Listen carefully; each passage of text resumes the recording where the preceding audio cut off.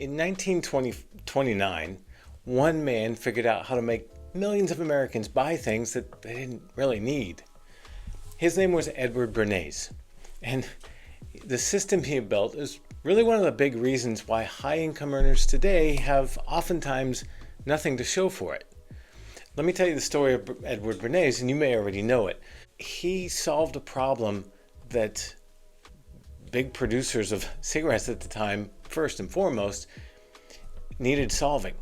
And that was they couldn't sell enough of their product. They couldn't grow fast enough because the demand was somewhat utilitarian. Before this, in America, everyone has their wishes. Everyone has this hedonistic vibe, right? You want something beautiful, something lasting, something whatever.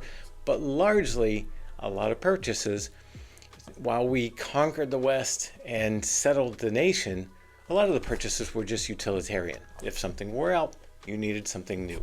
Your axe broke, you needed a new axe. Your flannel shirt wears out in the elbows, well, you got to get a new shirt. And Edward Bernays came along. Edward Bernays, by the way, is the nephew of Sigmund Freud. So he took a lot of Freud's psychology, not so much the philosophy, the psychology, and applied it to selling goods and services, specifically cigarettes first. It was interesting. So in 1923, only 5% of women in the US smoked cigarettes. It was just considered something that they didn't do, and many of those didn't smoke in public. Until Bernays, he didn't sell a product, he sold an identity change. What he sold was, this is transformative. It will keep you slender as opposed to eating sweets. It is a torch of freedom. Literally, they had marches organized with torches of freedom. And it was a symbol of, I am now free. I am free to do what I want. And the media took care of the rest, right? All it takes is one big march and the media steps in and you have free advertising at that point and free publicity. And he took advantage of it. Smoking by women in public went from about 5% of the population to 12% of the population between 1923 and the end of that decade. And with 30 million adult women in the US at the time, well, that's about 2.1 million new smokers. And that is a lot of cigarette sales, I gotta tell you. But it wasn't just cigarettes. What he sold was identity and emotion. And that then carried over to a lot of other things, right? Bacon and eggs became the staple for breakfast. We all bought cars, not because we could afford them cash, but because GMAC came out and financed the cars. And the car became a status symbol of making it in the American dream, right? Making it. That really shifted to where having stuff became a status symbol for an American. It became the American identity, just buying stuff. Well, World War II happened, and we all coalesced as a nation, and everyone pretty much pulled for the same cause, which is a very valiant cause. But then the war ended, and everyone came home. And there was a lot of pent-up everything, right? Pent-up demand for just settling down in the suburbs with the white picket fence, with your own house and your car, and pent up for, living the American dream all of a sudden. But the American dream shifted a little bit because the factories went from making tanks to making televisions and refrigerators and the latest and greatest things. And everyone wanted them. And you could buy them now on layaway, on credit, right? And so you could extend your life beyond your life of goods, right? Your status, if you will. You could extend it beyond what you could afford in cash. And that made a huge difference in the American culture. We went from largely a culture of explorers and producers to consumers, right? 70% of the GDP is consumption these days. And I'm not saying that's wrong, I'm just saying it's something to be recognized.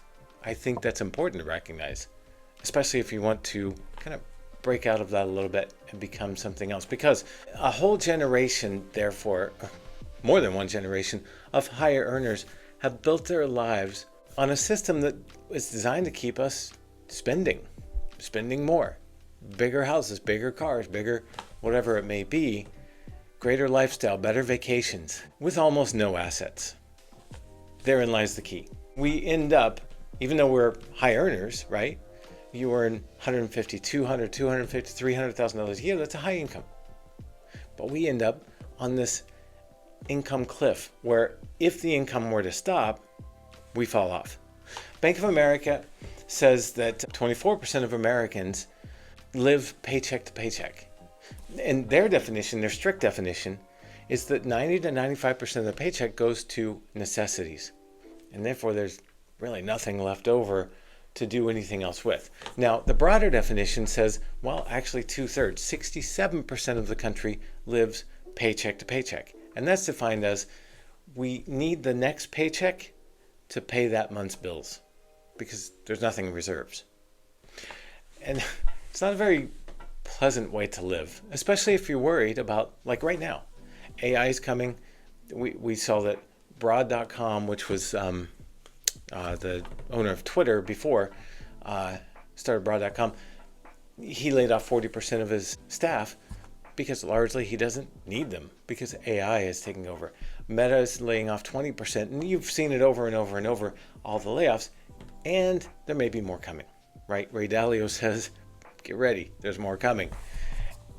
And that's the cliff I'm talking about. So if you earn, I don't know, $30,000, $40,000 a year and you lose your job, it's not that difficult to replace the $30,000 or $40,000 a year with another job pretty quickly, usually, if you have, a good work ethic and all that. However, if you earn $200,000 a year and you lose your job, it can be a lot more difficult to maintain that same lifestyle and replace that income quickly. So what do we do about that? That's the income cliff. If it falls quickly and deeply. It's a long way down, right? Think Wile E. Coyote. Something like that. By the way, there's nothing wrong with what Bernays did, right? It's marketing 101. I mean, and think Lucky Strike, right? They're toasted. Think Mad Men. I actually never saw that show, but Mad Men, they're toasted. Wait, they're toasted? It's like everyone toasts their tobacco for cigarettes, but no one says it. They're toasted. And it's marketing 101. And we have books like, we have Alex Hormozy, $100 million leads, how to get strangers to want to buy your stuff, right? Alex Hormozy's doing some really, really neat stuff and helping a lot of people and building a really big business at the same time, building assets for himself at the same time, using what Bernays and Sigmund Freud started and just developing that. And he's not the only one. There's tons of marketing books that are excellent. So I'm not saying any of that's bad necessarily. I'm just saying we need to recognize it and adapt in our own lives, right? So instead of just earning, let's adapt and go to owning assets. Assets are the only thing that pay us if the earning starts to wane or goes away, or we get sick, or we get old, or you name it. Something happens where we have to reduce the income for a while. If we own assets, cash flowing assets, that's the key, then over time we can build up enough to support our lifestyle. And that's what I'm inviting you to do. It's not that difficult. It's just an entire mindset shift from status is in stuff to status is in owned assets that cash flow. And that's what I want for you. That's the key. Earned assets that cash flow. Now, how do you do that?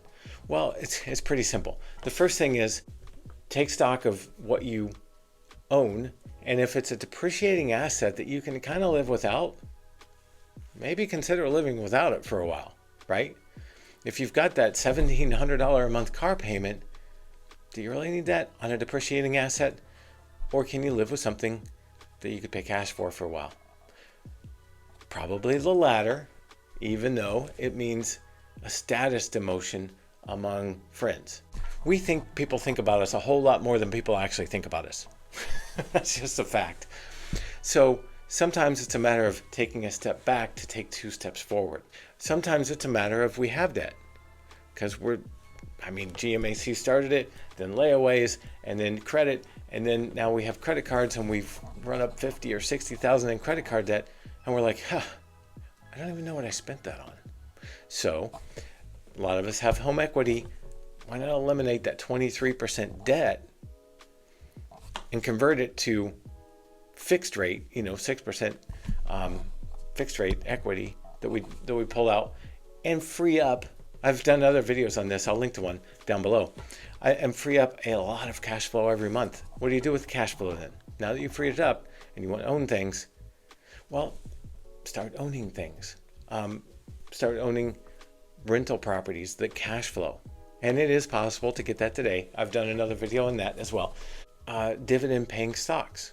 Now, are they going to support your lifestyle from day one? No, neither is one rental property. One single family rental, probably not going to support your life for now on out. However, that's the first step. Then you take another and another and another. And it's surprising, in a small business that you own, right? That runs without you if need be, because you've got the employees trained that, hey, if something comes up and a family member is ill and you have to attend to them for a while, okay, it runs without you. Those are the cash flowing assets. That's what ownership looks like. And that's what I want for you, is ownership.